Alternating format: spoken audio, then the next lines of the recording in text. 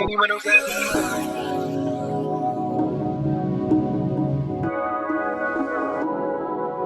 anyone who's ever Hello to anyone who's ever loved. My name is Eriic.isiiah.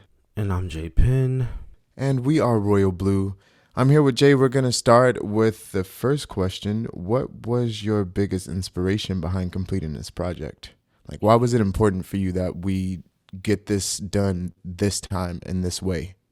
For me, coming into this, my biggest inspiration for completing this project was just, I felt like I had something to prove to my younger self, to our younger selves, because we had tried so many times before and it just didn't work out.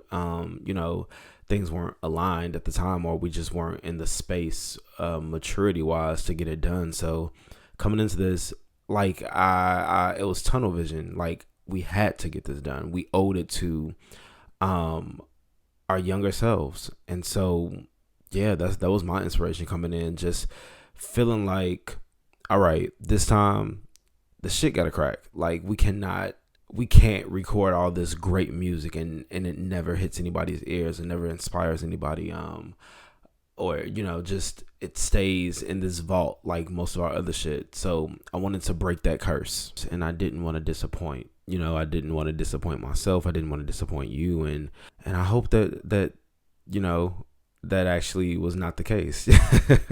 I couldn't agree with you more, and you definitely didn't disappoint me. I mean, I tell you all the time, I said it on episode 1, I'm going to say it again. I think this was our best work ever. I love it. I'm glad that it's out there and that people are rocking with it. And I guess I'm sitting back and I'm just like, all right, we've done it. So speaking of all that growth and all that maturity that it took to bring us to this point, what was important for you to bring to this project in terms of expressing yourself lyrically, emotionally, and just bringing it all to the table? For me, coming into this time, I really wanted to come in with just intense work ethic. I feel like we had tried this so many times before and things just didn't seem to really work out, or timing was off. So I wanted to make sure that I came into this with intention, good work ethic, and just meeting you where I see that you are creatively and artistically. I feel like when we tried this when we were younger, I don't know if I trusted myself enough to really deliver the way that I should have been delivering. And then, I've always looked up to you as an artist, as a singer. And so looking up to you sometimes felt a little paralyzing, and a little intimidating, because I felt like you always knew your voice so well, and you took ownership over your talent and the things that you could do. And I don't think that I had been in the space to find that within myself yet. So I wanted to come in with a newfound sense of identity as well. And so those are the things that were really important to me coming back into this with you, to just bring to the table. I mean, I got to say it's the same thing on my end. Like, I wanted to make sure that I was meeting you where you are. And I wanted to make sure that I was bringing my best, because in my opinion, you've always brought amazing efforts to creating, to both the background aspect of just doing the writing and the recording, to also marketing it. I mean, your projects and your rollouts have been amazing up until the point of us working on our music, and is going to continue to be. I just, shout out to you and everything you gave and everything that I gave, and us being able to contribute together in a way that we hadn't before. Speaking of your past work, I mean, you've done 2 bodies of work which have been streaming on all major platforms. Going and streaming, y'all. You've done 2 major bodies of work, but you've also got another project which is on SoundCloud that a lot of people may or may not know about. But tell me what it's like to come from the perspective of being a solo creative and working in a combined and working on a joint project like we just did. Coming back into this after, having a stint of being a solo artist, I really had to remove myself from it. When I say remove myself from it, I mean not make it all about me.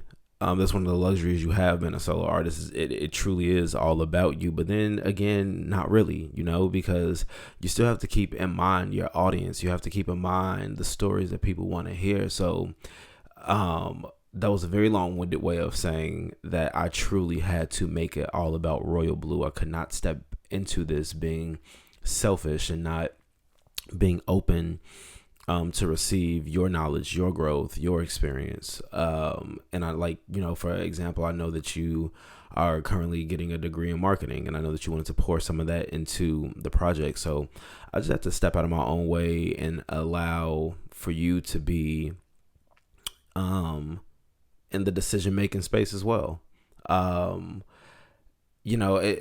It taught me to trust you in a different way. It's just one thing to trust you as my friend, but then, to trust you as a creative, that I had to grow back into that. I hadn't had to trust you in that way in a while. So, just overall, just getting out of my way and letting the creative juices flow, letting each of us shine in our own way, and being a collaborative team player. Because let me tell you one thing about me. Since I was a kid, I've always gotten remarks on my report card about does not work well with others. So I didn't want that to be an issue with you and I. That's so very humble of you. So very humble. And I think it's very important, whether you're working with someone else or working on your solo work. It's seriously not all about you. It's about the people. It's about all those humans out there that just they're out there, and you're here, and it's like we all have so much potential to connect, and not even in a way where we have to. Every connection isn't necessary. We don't have to know everyone and be friends with everyone, but you can still have that indirect connection with people through your art, and I think it's important to keep that in mind through the creation process. So what's the biggest takeaway you want people to experience with the story that is Anyone Who's Ever Loved? More than anything, I want for people to be able to walk away from this project with the understanding that it's okay to feel. I think that we all have gotten into this habit of putting up these thick ass walls that keeps people out. And sometimes keeps our own selves out of our lives. You know what I mean? Like it creates unnecessary roadblocks, these walls that we've built up, and it doesn't allow people to experience love. And I think that's another thing too. Like people don't understand that love truly is an experience, and with any experience, there's going to be highs to it. There's going to be lows. There's going to be in-betweens. There's going to even be null and void moments, but it's okay to feel all of that. It's okay to hurt after loving somebody. It's okay to be rejected. It's okay to dig deep and figure out what kind of love you need from yourself. All of these things, all of these emotions that take you on journeys and trips, it's okay to feel them. And I don't know when we got into this desensitized state of being where we did not want to feel anything, but that's not okay. That's not what life is about. So I want for everybody to hear this project and be able to take away that feeling love is okay, and we don't have to be afraid of it. We don't have to stop it from happening. Just allow it. Now, within that, don't allow yourself to be disrespected all in the name of love, or still keep it cute, but it's all right to feel these things. Listen, it's not a one trick pony. It's not a one face token. It's so many things, and if you're going to open yourself up to be a person who's going to experience love, you have to open yourself up to the full journey of love. It's not always going to be pretty. It's not always going to be, what did Tamar say? Somebody said every day. It's not going to be that way. Like, you have to strap on your boots and put your big boy pants on and be ready to say, like, okay, when it's not so pretty, I'm still going to remember the fact that I committed to be here for love, to give, receive, and to stand in it when it's good, when it's bad, when it's ugly. What is your favorite song from the songwriting perspective? And what is your favorite song from the vocal performance perspective? From a songwriting perspective, my favorite song probably has to be Without Me.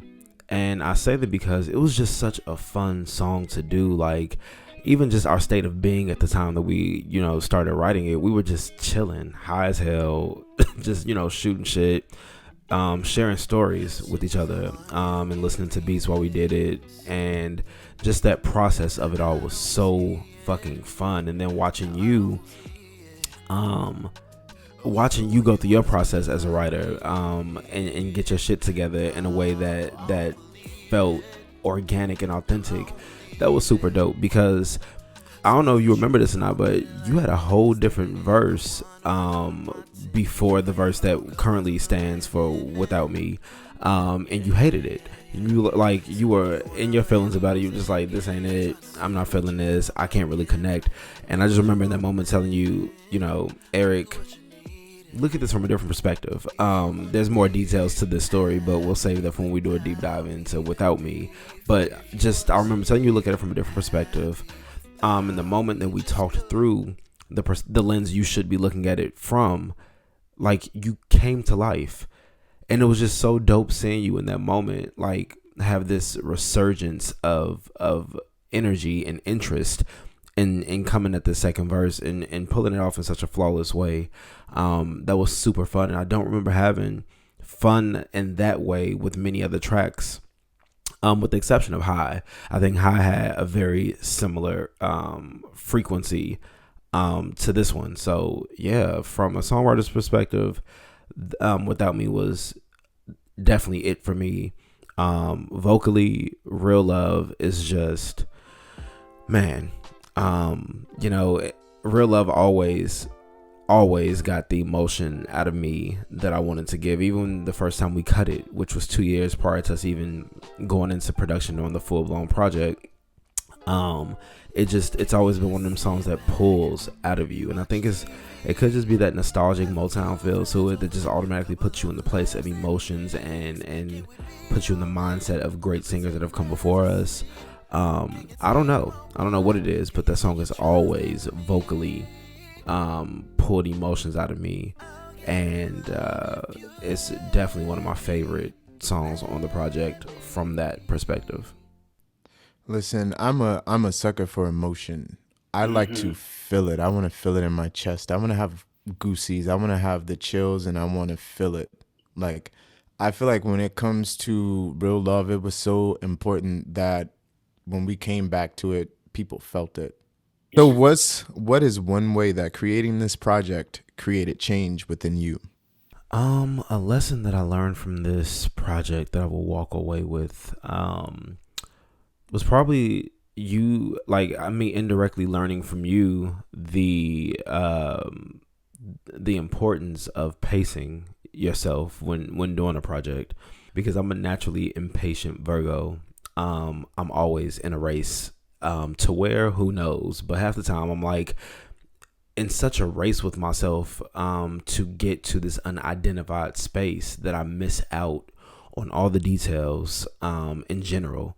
I have to slow myself down constantly and pay attention to the details and to appreciate and savor the moments. And so I absolutely learned that from you, working on Anyone Who's Ever Loved. Just to sit in things a little bit longer, to come back to things, take a break, come back with a fresh mind and fresh ears, and receive it differently. And it makes all the difference in a way that I did not know. And then, with us being independent artists, we have that luxury of taking our time and being on our own schedule. We don't have, the industry or executives barking down our throat that this needs to get done. So why not soak up the benefits of being an independent artist? So I had to learn to slow my ass down, and nigga, everything don't gotta be a 5.5 second situation. So thank you for teaching me that, because when we were younger, I didn't understand why you moved in such a way of it almost felt like you thought we had more time than we actually had. But as an adult, I actually respect it. So thank you. Wow. Yeah, no, it's funny. I can recall so many moments where I was maybe mixing, or maybe we were running our heads into a wall, and I started to be like, okay, I can't do this. You know, fuck the whole project, just throw it away. And then you'd be like, Eric, just breathe. It's okay. we can come back to it. So I think I feel like we balance each other both in that way. Because I mean, I joke about Virgo land, but I mean, truth is, the Virgo rising in me is just as steadfast at times. So I appreciate you for also slowing me down in the necessary times when I was also like, what are we gonna do? But going back to the music, we always talk about this. We always talk about putting out, you know, a remix to High. And so my question is, of the mainstream artists that are out right now, who do you hear on a remix to High?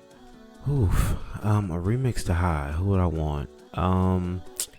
A pie in the sky name would be Lil Nas X. I feel like he just will have really good, fun energy to bring to it.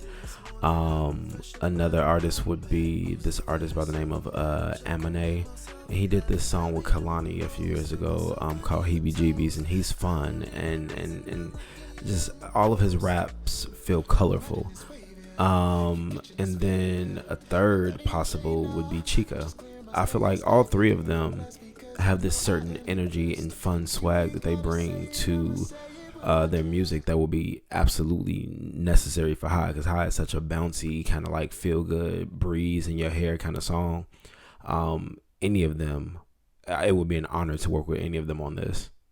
I could hear Big Sean, but you know me, I could throw Big Sean on anything. I was gonna say, Chow, you could see Big Sean any damn way. Like, talk about a fucking mega fan. All right, so one last chance. What's one thing you want the people to know about anyone who's ever loved? You know, kind of like what I said earlier, I just want for people to step into love fearlessly after listening to this project. Step into love complete. Stop looking for other people to, you know, put the period at the end of your sentence, or to bring something to the table that you can't even bring to the table yet. I want people to just spend time first loving yourself, because that's the most important thing. And I know it's the most cliche thing to say, but you truly cannot love anybody else until you know what it feels like and looks like to love you. And you know, let's stop this movement of looking for instantaneous love. I know that we live in this instantaneous ass like world now, where we have things like, and I hate to say this, social media, where, you know, you get 218 likes and you feel the love from people, or you get swiped right on Tinder and you start to